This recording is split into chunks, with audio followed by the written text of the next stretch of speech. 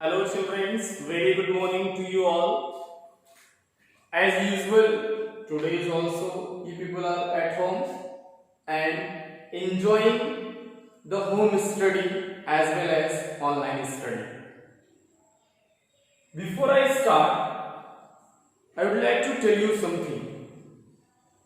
This time of 10 minutes, 20 minutes which we are going to have communication in the form of video conferencing of learning about business study. So I would like to tell you that in my lecture number 3 I had told you about features of the business. I had told you about the features of the business. In lecture number 4 I will tell you that topic is objective of business. What is the objective? Main उद्देश्य क्या है, main purpose क्या है, main motives क्या है, इसके business की objectives क्या है, ये सारे पॉइंट्स आपको हम डिटेल में डिस्क्रिप्शन देंगे, बाइफरकेट करके देंगे. But I had told you in my lecture number 3 one point is remaining. The feature of business is element of risk. Element of risk of the point is that remaining last lecture, that is a business feature. Why? You people may ask me, sir, why in business this point is features of the business element of risk? Why you have included in the feature of risk element of risk? Features of business आपने element of risk को क्यों include किया है? तो I am going to tell you why.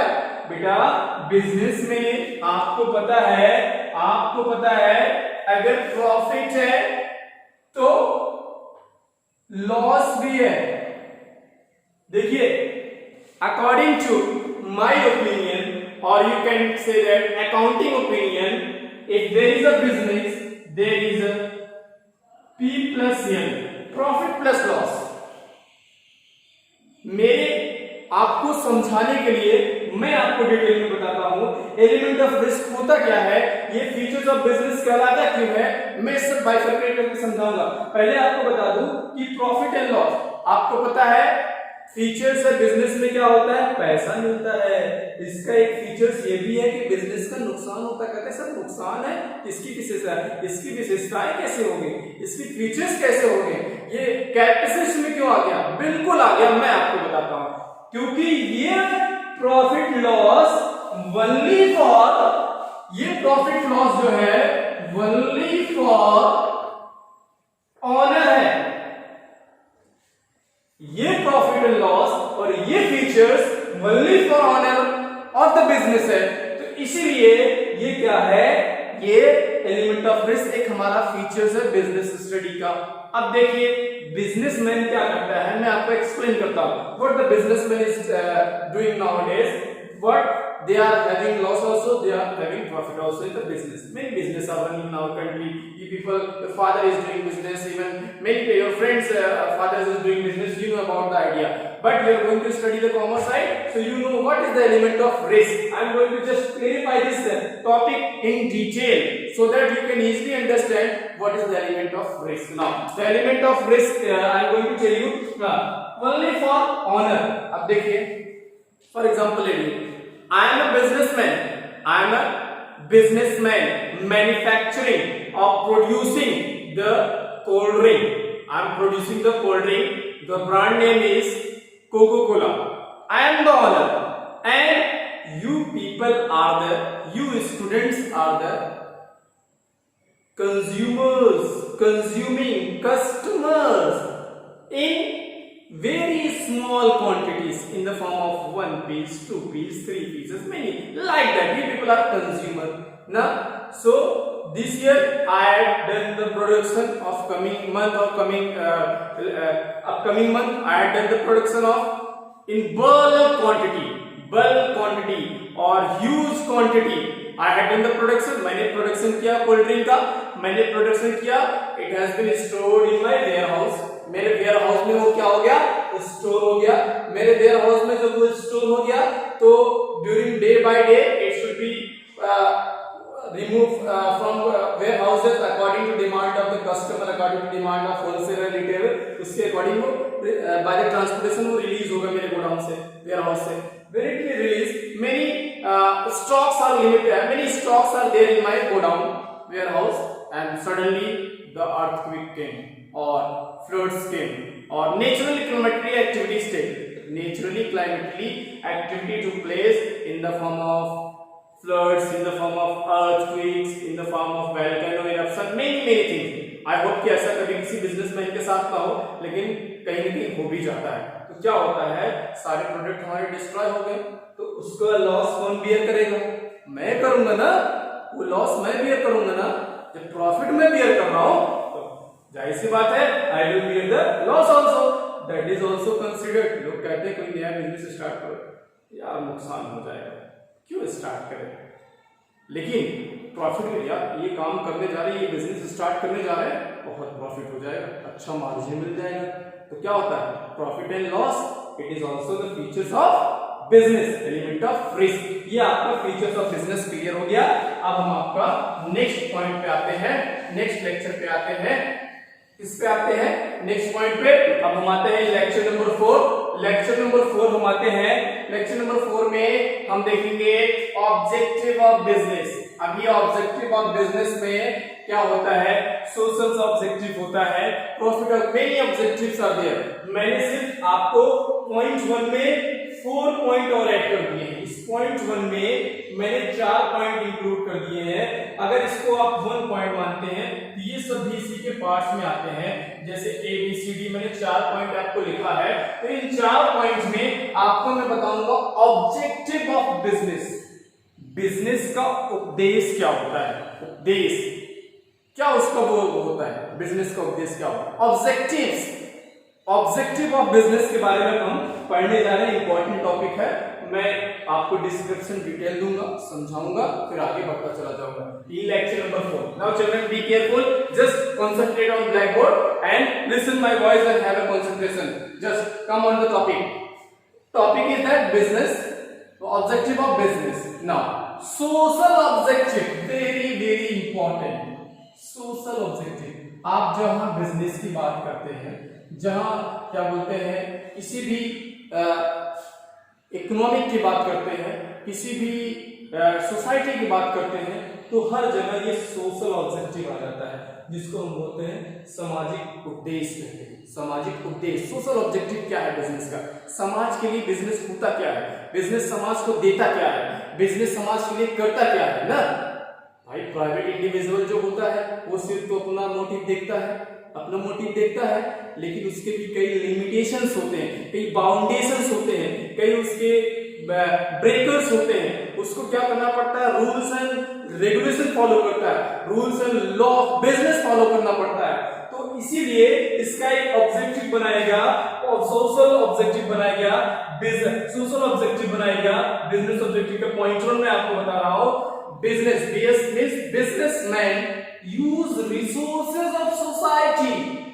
जो व्यापारी होते हैं, जो बिजनेसमैन होते हैं, वो क्या करते हैं, हमारे सोसाइटी के रिसोर्सेज को यूज करते हैं।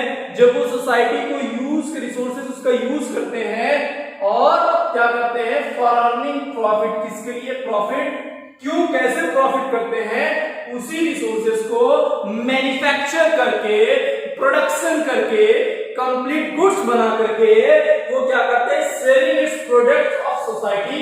ठीक सोसाइटी को सोल्ड कर देते हैं, ठीक सोसाइटी को बेच देते हैं, सेल्स कर देते हैं। तो ये क्या होता है, इसी का ऑब्जेक्टिव में इंक्लूड कर दिया गया सोशल ऑब्जेक्टिव। अब एग्जांपल आपको देके समझा दे, सर मेरा रिसोर्सेज कैसे यूज करते हैं, मैं आपको बता देता हूँ। फॉर एग्जांपल ले लीजिए, मुझे कोई फैक्ट्री लगानी है, मुझे कोई फैक्ट्री कार भी लगानी है, तो मैंने समाज या कहीं गुड एरिया में जाकर के फार्मर से लैंड को परचेस किया, वो परचेस कर लिया, मैंने पैसा देके खरीदा, मैंने पैसा देके लैंड को खरीदा, लेकिन इसका ये मतलब नहीं है कि यहाँ से मैंने पैसा इन्वेस्ट किया, अब यहाँ की सोसाइटी को हम परेशान करेंगे, ब्लैक मार्केटिंग करेंगे, या कॉस्ट ऑफ प्राइस हाई कर देंगे, सेलिंग प्राइस हाई कर देंगे। तो ऐसे सारे कई सारे आते हैं, तो वो सब क्या करना, उसको अवॉइड करना है। ये सोशल ऑब्जेक्टिव है। बिजनेसमैन क्या करता है, व्यापारी क्या करते हैं, समाज से रिसोर्सेज कलेक्ट करते हैं, कलेक्ट करने के बाद प्रोडक्ट कंप्लीट बनाते हैं, फिनिश गुड बनाते हैं। पहले हमारा हर गुड सेमी फिनिश होता है, इनकम्प्लीट होता है, उसमें कई सारे मैन्युफैक्चरिंग प्रोसेस होते हैं, मैन्युफैक्चरिंग करके कंप्लीट गुड्स करके वही सोसाइटी में सेल कर देते हैं। इसी को हम कहते हैं, क्या कहते हैं, हम ऑब्जेक्टिव ऑफ बिजनेस कहते हैं। अब हमारा आया सप्लाई ऑफ डिजायर। क्या होता है देखिए, point A, supply of desire quality of product. Supply of desire quality of product मैं आपको समझा देता हूं, ध्यान से देखिएगा। Supply of desire quality of product मैं आपको आसानी से समझा देता हूं।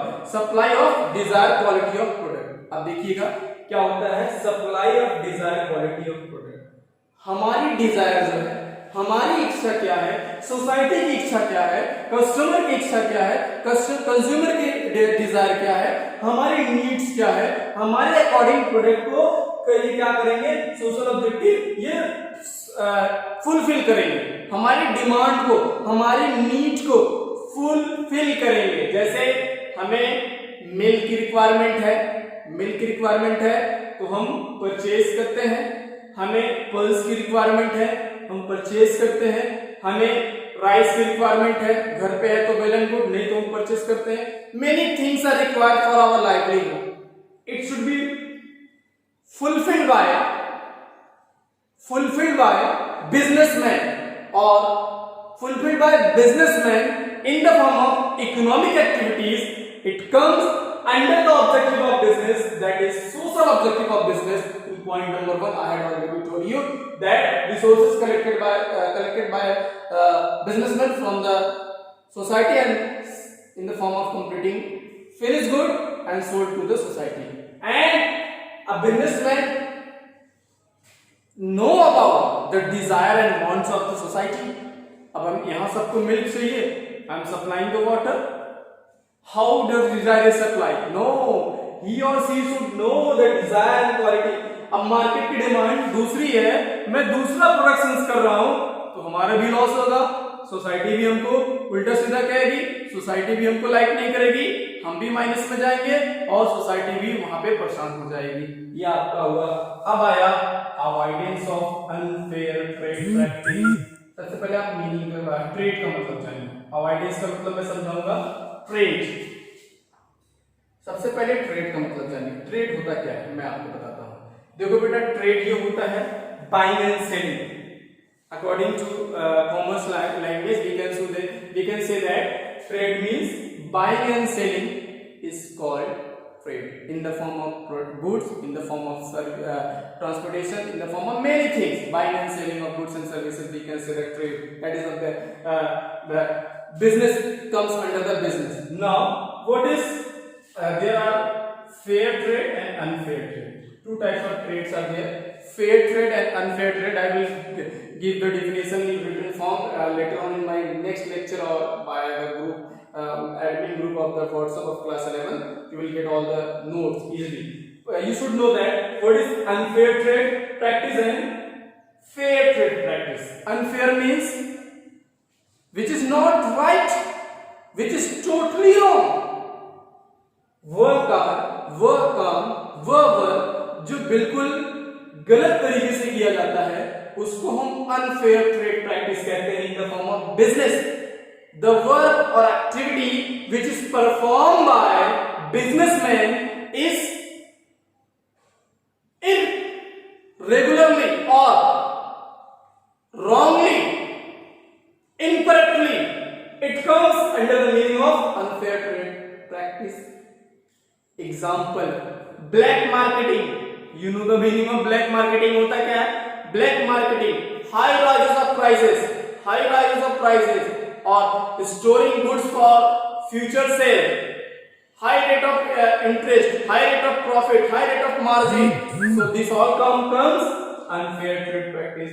तो समाज में, सोसाइटी में हमें अगर कोई बिजनेस करना है, हमें अगर अपने आप को स्टैंड करना है, हमें आपको कंप्लीट बिजनेसमैन बनाना है, तो we know that we should never practice unfair trade practice. We always practice fair trade practice in the form of objective of social objective, in the form of objective of business. It is also the parts of objective of business. आपको समझ में आया होगा, I hope very well. Now next point employment generation. Next point is employment generation.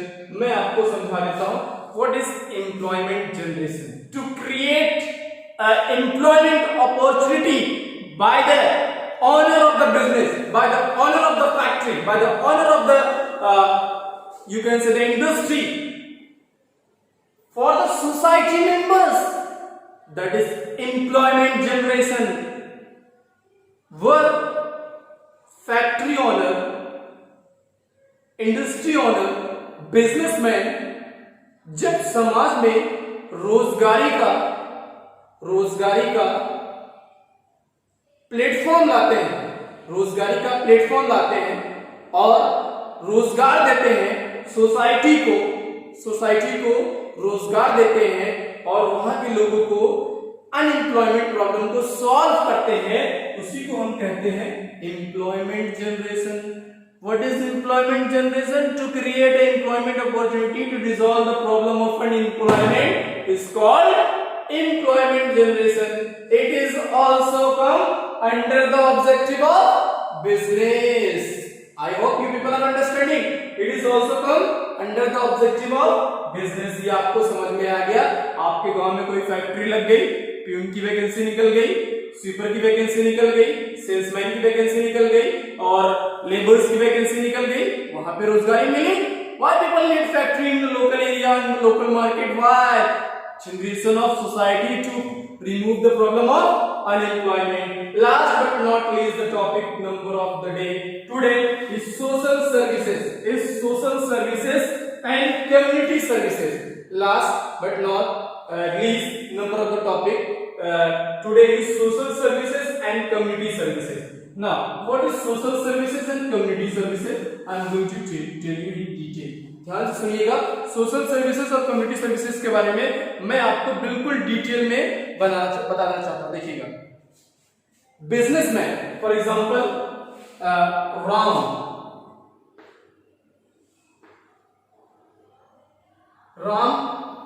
Ram has set up one factory in locality, that is you can say that in your locality area. आपका जो area है, आप अपना village लीजिए, मैं अपना village ले लेता हूं, that is मुजार. Ram set up a factory in मुजार. इन्होंने एक फैक्ट्री लगाई, राम ने मुजार में एक फैक्ट्री लगाई. अब मुजार में जब फैक्ट्री लगाई तो राम ने सारी चीजें को देखा, सारी अपॉर्चुनिटी क्रिएट कर दी. But what is social service, what is community service? Both are same. Community service a service which is done for a service which is performed by anybody without the motive of profit, without the motive of earning money.